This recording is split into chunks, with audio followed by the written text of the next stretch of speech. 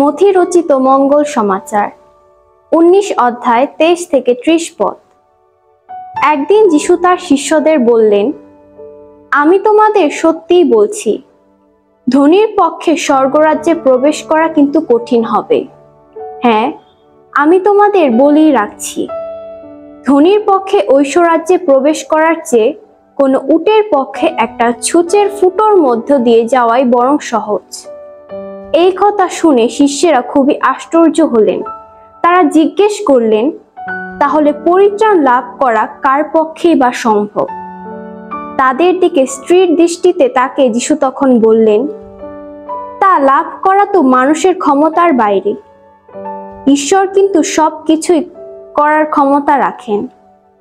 পিতর তখন বলে উঠলেন, কিন্তু আমরা তো সব কিছুই ছেড়ে এসেছি আর আপনার অনুগামী হয়েছি, এখন আমরা তাহলে কি পাবো?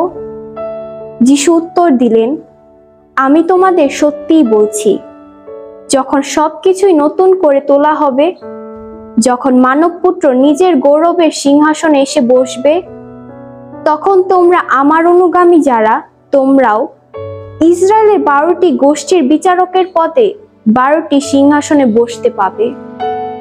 আর যারা আমার জন্য বাড়িঘর, ভাই বোন, বাপ মা, ছেলে মেয়ে বা জমি জমা ছেড়ে এসেছে, তারা প্রত্যেকেই তার শতগুণ পাবে, আর একদিন তারা পাবে শাশ্বত জীবন।